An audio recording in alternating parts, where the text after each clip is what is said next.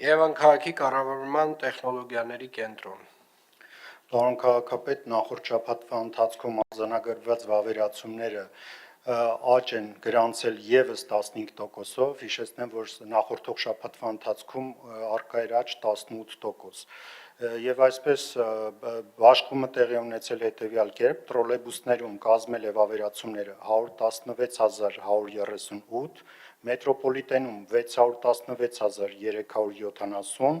ավտոբուսներում 2,477,848, ընդամենը 3,210,356 կամ թվային տեսքով 423,435։ Միաժամանակ թույլ տվեք ներկայացնել նաև տոմսերի ստուգման միջոցառումների ազդեցությունը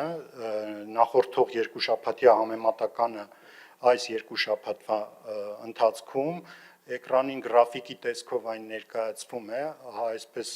նախորդող երկու շաբաթվա ընթացքում կազմել է 4,657,751, իսկ այս երկու շաբաթների ընթացքում 5,997,277, 29.9%-ով աճ է գրանցվել։ Շնորհակալություն եւ վերջին նաեւ երկու շաբաթվա ընթացքում մենք հավելյալ 235 միլիոն գումար ենք հավաքագրել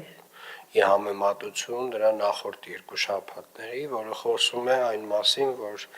որ կան էլ որոշակի անհարմարություններ մեր նոր մեթոդը ստեղծում է, այնուամենայնիվ հավաքագրման տեսանկյունից եւ կարգապահության տեսանկյունից այն բավականին էֆեկտիվ է եւ փաստացի մենք նախկինում չվճարող անձանց հաշվին, նրանց վճարելու հաշվին մոտավորապես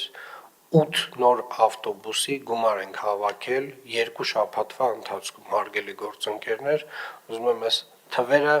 բոլորս միասին արձանագրենք եւ բոլորը լսեն, թե ինչ